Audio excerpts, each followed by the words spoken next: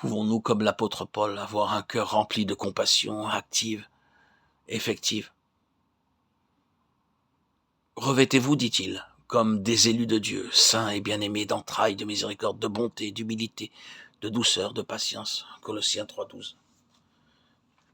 Il vient les exhorter à se dépouiller du vieil homme et de ses œuvres, et à revêtir l'homme nouveau, qui se renouvelle dans la connaissance selon l'image de celui qui l'a créé. Ah, voilà le secret. Le vieil homme a été crucifié. La croix du calvaire est l'endroit de la bénédiction, la tombe toute étroitesse, toutes ces barrières dressées par ceux qui étaient restés. Là est dépouillée cette vie égoïste qui cherche la satisfaction du moi, qui ramène tout à soi. Ensuite, l'homme nouveau est revêtu et se renouvelle selon l'image de celui qui l'a créé. Là, plus de distinction terrestre, plus de division, plus de séparation. Christ est tout en tous.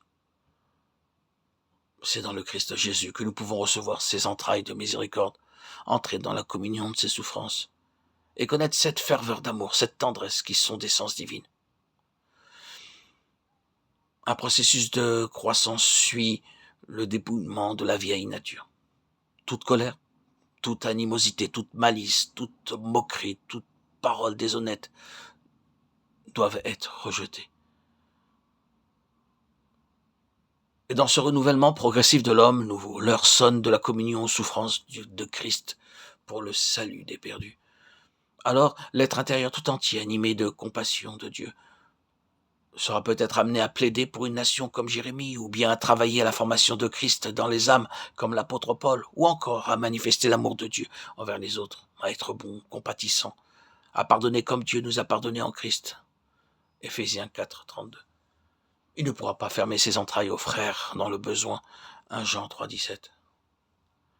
Il ne pourra pas non plus négliger de prier pour les autres avec la tendresse de Jésus-Christ. Philippiens 1, 8. Enfin, il est prêt à donner sa vie aux frères, à exercer la miséricorde envers tous. Bien qu'aimant davantage, il sera moins aimé. Comment cela se peut-il faire? Par la foi. Ceux qui croient en moi, dit Jésus, il y a là une foi qui unit ceux qui croient à son Sauveur. C'est plus qu'un acquiescement mental, plus que le fait de croire à une autre personne. Quand j'aurai été élevé de la terre, dit Jésus, j'attirerai tous les hommes à moi. Jean 12, 32, 33. Ainsi, le Seigneur sur la croix attire le racheté qui croit en lui. Et le sauvé est uni au Sauveur en sa mort.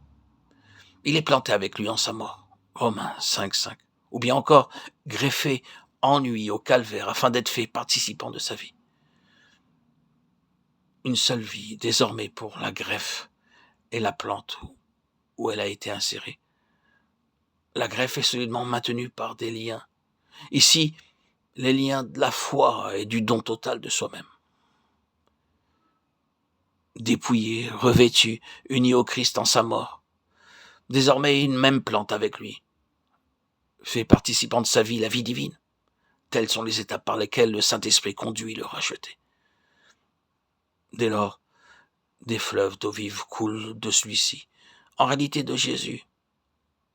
Car le racheté est une même plante avec son Sauveur, celui qui est la vie.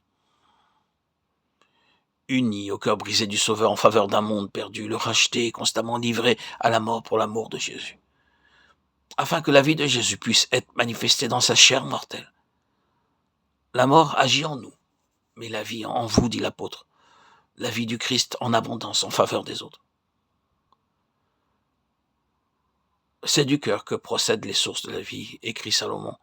Et ceci est magnifiquement illustré par l'amour dont nous sommes aimés et comme enveloppés. Dieu a tant aimé le monde qu'il a donné son Fils unique, afin que quiconque croit en lui ait la vie éternelle. Jean 3, 16. Et le Fils a tellement aimé le monde qu'il a donné sa vie pour le racheter. Perdu, il le ramène à Dieu. Personne ne m'ôte la vie, dit-il, je la donne de moi-même. Il partagera le butin avec les puissants parce qu'il s'est livré lui-même à la mort, qu'il a porté les péchés de beaucoup d'hommes et qu'il a intercédé pour les coupables. Ésaïe 53, 12. tous ceux qui sont unis à lui.